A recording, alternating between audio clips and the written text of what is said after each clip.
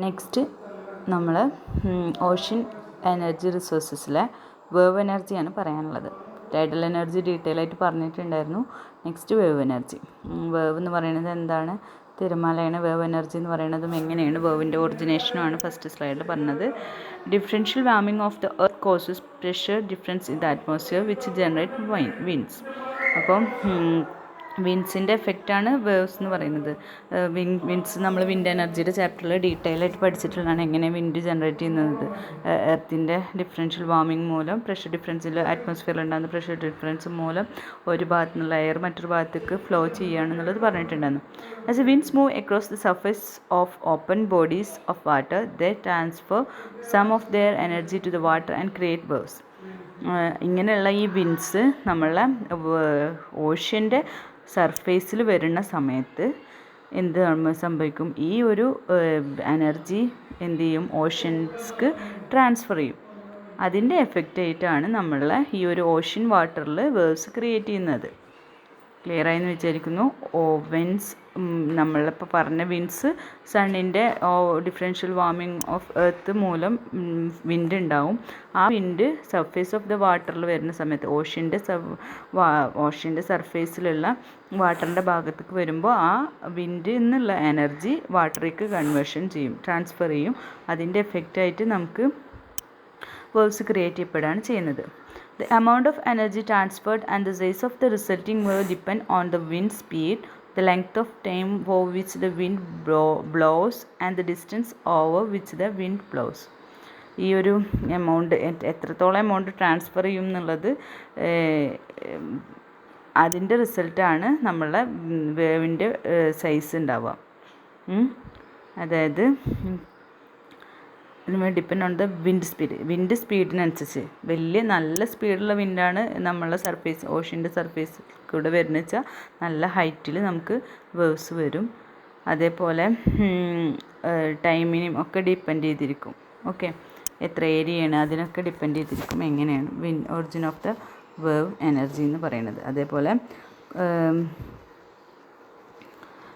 പിന്നെ വിൻഡിൻ്റെ ഡയറക്ഷൻ അതൊക്കെ ഇതിനെ ഡിപ്പെൻഡ് ചെയ്തിരിക്കും, നമ്മളെ വേവ് എനർജി ഫോമിനെ ഡിപ്പെൻഡ് ചെയ്തിരിക്കും. അപ്പോൾ strongest wind blows between 30 degree and 60 degree. അപ്പോൾ എവിടെയൊക്കെയാണ് സ്ട്രോങ്ങസ്റ്റ് വിൻഡ് ഉണ്ടാവുന്നത്, അവിടെയാണോ സ്ട്രോങ് വേവ് ഉണ്ടാവുന്നത് എന്നുള്ള ഒരു ഫിഗറിൽ കാണിച്ചിട്ടുണ്ട്. അതൊന്നും സീരിയസ് ആക്കി എടുക്കണ്ട. ഇനി നമ്മൾ വിൻഡ് എനർജി കൺവേർഷൻ സിസ്റ്റമാണ് പറയാനുള്ളത്. എന്താണ് വിൻഡ് എനർജി എന്നും എങ്ങനെയാണ് അത് വിൻഡല്ല വേവ് എനർജി എന്നും അത് എങ്ങനെ ഉണ്ടാവണം എന്നുള്ളതും ജസ്റ്റ് പറഞ്ഞു. ഇനി വേവ് എനർജി കൺവേർഷൻ ഡിവൈസ് എങ്ങനെ നമുക്ക് വേവിൽ എനർജി ഉണ്ടെന്നുള്ളത് ഇപ്പോൾ നമുക്ക് മനസ്സിലായി. ഇനി അത് നമുക്ക് അവൈലബിൾ ആയിട്ടുള്ള അല്ലെങ്കിൽ നമുക്ക് നമ്മുടെ ആവശ്യങ്ങൾക്കനുസരിച്ചിട്ടുള്ള എനർജി ആയിട്ട് കൺവേർഷൻ ചെയ്യാനുള്ള ഡിവൈസസ് ആണ് പറയുന്നത്. അത് 3 ടൈപ്സ് പറയുന്നുണ്ട്.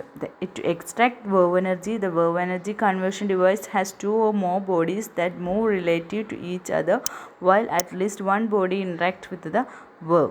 ഇങ്ങനെയുള്ള എനർജി നമ്മൾക്ക് എന്ത് ചെയ്യണം? എനർജി കൺവേർഷൻ സിസ്റ്റം വെച്ചിട്ട് എന്ത് ചെയ്യണം? അത് നമുക്ക് എടുക്കണം. എന്നിട്ട് എങ്ങനെ വെച്ചാൽ ഏതെങ്കിലും ഒരു ബോഡി ഇതിനോട് ഇൻട്രാക്ട് ചെയ്തിട്ട് അങ്ങനെ കൺവേർഷൻ ചെയ്യുന്ന ഡിവൈസുകൾ 3 ടൈപ്പ് ഉണ്ട്. Wave energy conversion by float, high level reservoir wave machines, dolphin type wave power machines. Okay, ഇനി ഞാൻ പറഞ്ഞു നമ്മൾ വേവ്സിൻ്റെ എനർജി എന്ന് പറയുന്നത് അവിടെ ഉണ്ടാവുന്നത് നമുക്ക് 3 ടൈപ്പ് ആണ് പറഞ്ഞത്. Mechanical energy in wave take different forms. നമുക്ക് മെക്കാനിക്കൽ എനർജിയാണ് അവിടെ കിട്ടുന്നത്. എങ്ങനെയാ വെച്ചാൽ എനർജി 2 ടൈപ്പ് എനർജി നമുക്ക് ഈ വേവിൽ നിന്ന് കിട്ടും. ഫസ്റ്റ് എന്ന് പറയുന്നത് ഈ വേവ്സ് മൂവ് ചെയ്യുന്നത് പോലെ മോഷൻ മൂലം ഉണ്ടാകുന്ന കൈനറ്റിക് എനർജി. പിന്നെ മാത്രമല്ല ഈ ഒരു വേവ് ഇത്ര ഹൈറ്റിലേക്ക് പൊന്തി താഴുകയാണ് ചെയ്യുന്നത്. അതിൻ്റെ ഒപ്പം ഇതിങ്ങനെ മുന്നിലോട്ട് മൂവ് ചെയ്യുന്നുണ്ട്. അപ്പോൾ മുന്നിലോട്ട് മൂവ് ചെയ്യുന്നുണ്ടാകുന്ന കൈനറ്റിക് എനർജിയും ഹൈറ്റ് മൂലം ഉണ്ടാകുന്ന പൊട്ടൻഷ്യൽ എനർജിയും. അപ്പോൾ 2 ടൈപ്പ് എനർജിയും അങ്ങനെയുള്ള എനർജിയാണ് നമുക്ക് ഇതിൽ നിന്ന് കൺവേർഷൻ ചെയ്തെടുക്കാൻ പറ്റുന്നത്. അപ്പോൾ അതിൽ 3 എന്ന് പറഞ്ഞു. ഫസ്റ്റ് പറഞ്ഞതാണ് wave energy conversion by floats. Okay, first one wave energy conversion by float.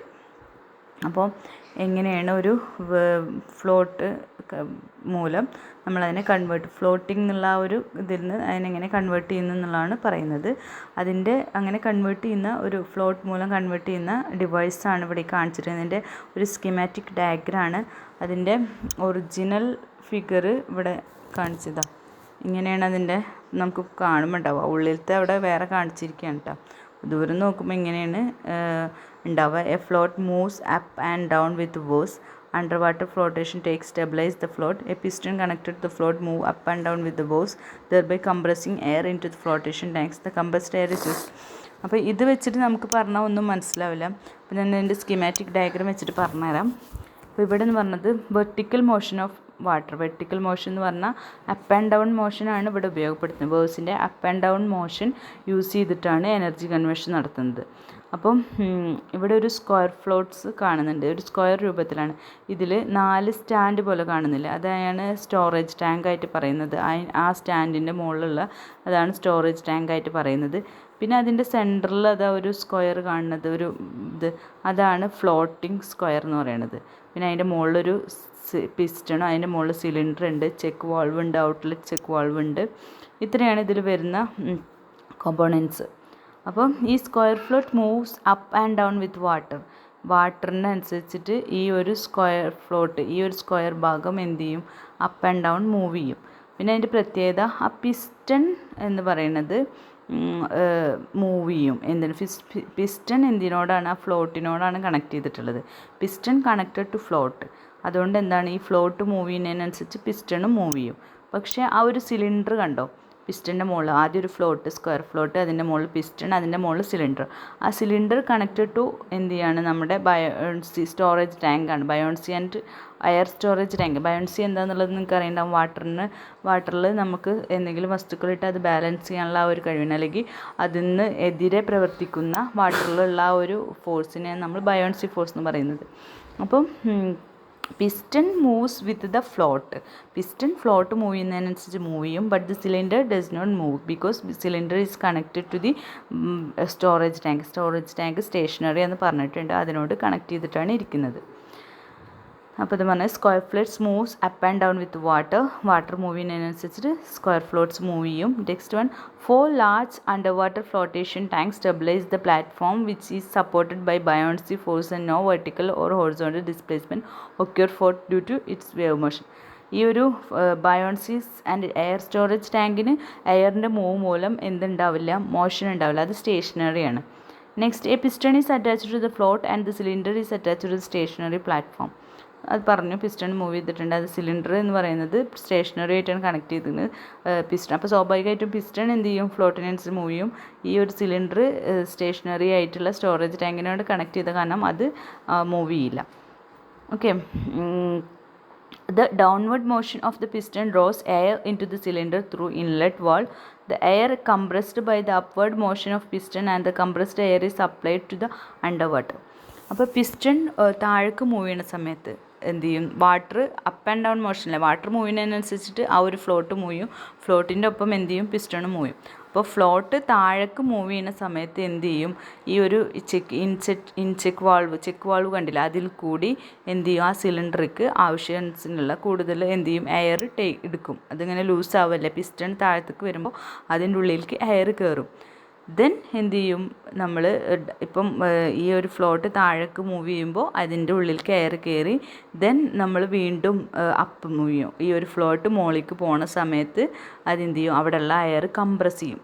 ഇവിടുന്ന് അങ്ങോട്ട് ഇതാക്കുമ്പോൾ കംപ്രഷൻ നടക്കും, എയർ കംപ്രസ് ചെയ്യും. The downward motion of piston draws air into the cylinder through the inlet valve.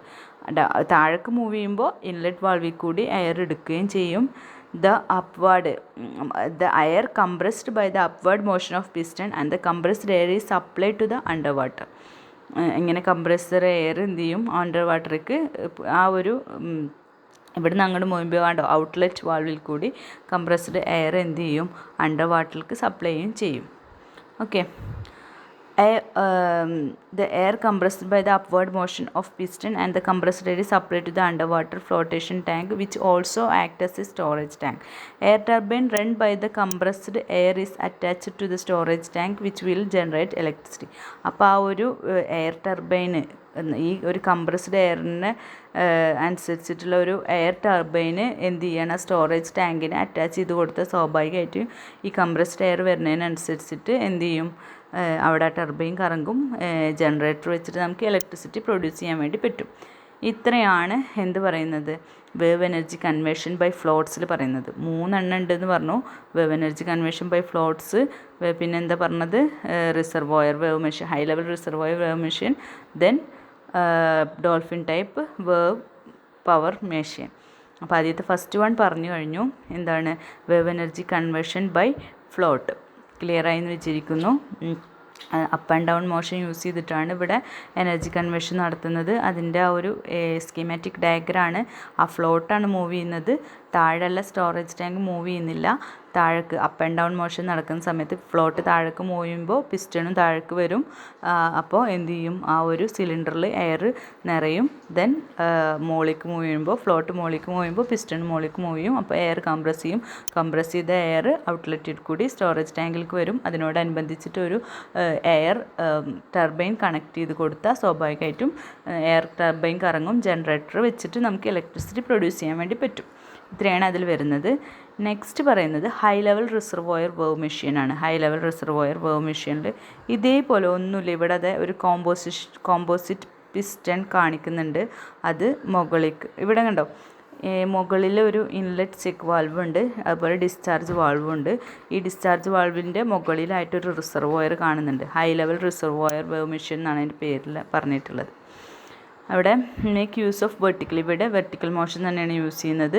During upward motion of water composite piston will move upward and the pressurised water is elevated to natural or artificial reservoir near to the seashore. The water in the reservoir is made for through the turbine coupled with electric generator. ഒന്നുമില്ല, എന്താണ് ഈ piston, composite piston മോളിക്ക് ഇതാവുന്ന സമയത്ത് ആ wave move ചെയ്യുന്നതിനനുസരിച്ചാണ് അവിടെ ഉണ്ടാവുക. അപ്പോൾ wave move ചെയ്യുമ്പോൾ നമ്മൾ എന്ത് ചെയ്യും, ഇൻലെറ്റ് വാൾവിൽ കൂടി വാട്ടർ വരും.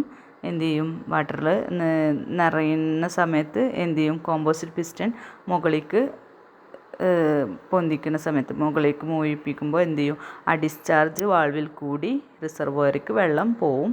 വീണ്ടും ഡൗണിലേക്ക് മൂവ് ചെയ്യുമ്പോൾ ഇൻലെറ്റ് വാൾവിൽ കൂടി വെള്ളം എന്ത് ചെയ്യും, ആ ഒരു സ്പേസ് കാണുന്നില്ലേ, അതിൽ ഫില്ലാവും. ദെൻ അപ്പ് മൂവ് ചെയ്യുമ്പോൾ ഡിസ്ചാർജ് ട്യൂബിൽ കൂടി. അങ്ങനെ റിസർവോയറിൽ നമ്മൾ എന്ത് ചെയ്യാണ്, വെള്ളം സ്റ്റോർ ചെയ്യാണ്. ദെൻ അതിൻ്റെ ശേഷം ആ റിസർവോയറിൽ നിന്ന് വെള്ളം നമുക്ക് താഴത്തേക്ക് ഒഴുക്കി വിടുന്ന സമയത്ത് അവിടെ ഒരു ടർബൈൻ കണക്ട് ചെയ്തിട്ടുണ്ടെങ്കിൽ ടർബൈൻ കറങ്ങും. ജനറേറ്റർ വെച്ചിട്ട് നമുക്ക് ഇലക്ട്രിസിറ്റി പ്രൊഡ്യൂസ് ചെയ്യാൻ വേണ്ടി പറ്റും. അത്ര തന്നെ പറയുന്നത്. വെർട്ടിക്കൽ മോഷൻ ഓഫ് വാട്ടറിന് യൂസ് ചെയ്യുന്നത് during the upward motion of water composite piston will move upward. ഇതാണ് കോമ്പോസിറ്റ് പിസ്റ്റൺ കാണില്ല. കോമ്പോസിറ്റ് പിസ്റ്റൺ അത് മുകളിലേക്കും താഴേക്കും മൂവ് ചെയ്യുക ചെയ്യുന്നത്. Composite piston will move upward and the pressurized water is elevated to the natural or artificial reservoir near to the seashore. The water in the reservoir is made to flow through the turbine coupled with electricity. ഒരു ടാങ്കിലേക്ക് അങ്ങനെ ഉദ്ദേശിച്ചാൽ ഒരു ടാങ്കിലേക്ക് വെള്ളം നിറച്ചിട്ട് നല്ല ഉയരത്തിൽ നമ്മൾ വിചാരിക്കുന്ന പോലെയല്ല കേട്ടോ, വലിയ ലെവലിൽ വാട്ടർ സ്റ്റോർ ചെയ്യുക, എന്നിട്ട് അവിടുന്ന് ഒഴുക്കി വിടുക. അതാണ് ചെയ്യുന്നത് ഹൈ ലെവൽ റിസർവോയർ വേവ് മെഷീനിൽ. ഓക്കെ, നെക്സ്റ്റ് ആണ് dolphin type wave power machine വരുന്നത്. ഇപ്പോൾ ഇത്രയും 2 പഠിക്കുക. എന്താണ് വേവ് എനർജി, എങ്ങനെയാണ് വേവ് എനർജി ഫോം ചെയ്യുന്നതെന്നും അതിൽ നിന്നുള്ള 3 ഡിവൈസസാണ് എനർജി കൺവേർഷൻ ഡിവൈസസ്. ആദ്യത്തെ 2 ഇപ്പോൾ പറഞ്ഞു. ഏതൊക്കെ, വേവ് എനർജി കൺവേർഷൻ ബൈ ഫ്ലോട്ട്സും wave energy conversion high level reservoir wave മെഷീനും. ഇതിൻ്റെ ഒരു ഹൈ ലെവൽ എനർജി വേവ് മെഷീൻ്റെ ഒരു ഇങ്ങനെയാണ് ചെയ്യുന്നത് കേട്ടോ. അപ്പോൾ അതായത് നമ്മളെ സീനോട് ചേർന്നിട്ട് ഒരു ടാങ്ക് കെട്ടുകയാണ് ചെയ്യുന്നത്. അതിൻ്റെ അടുത്ത് നമ്മൾ ഈ ഒരു സിസ്റ്റം കണക്ട് ചെയ്തിട്ട് പിസ്റ്റൺ വഴി എന്ത് ചെയ്യാണ്, ഒരു ടാങ്കിലേക്ക് വെള്ളമാക്കുക. സീനോട് ചേർന്നിട്ട് കുറച്ച് ഉയരത്തിൽ ടാങ്ക്, എന്നിട്ട് അതിൽ നിന്ന് ഫ്ലോട്ട് ചെയ്യിപ്പിച്ചിട്ട് ടർബൈൻ കറക്കിയിട്ട് എന്ത് ചെയ്യാണ്, കറണ്ട് നമുക്ക് ആവശ്യത്തിന് വേണ്ട ഇലക്ട്രിസിറ്റി പ്രൊഡ്യൂസ് ചെയ്യാണ് ചെയ്യുന്നത്. Okay, thank you.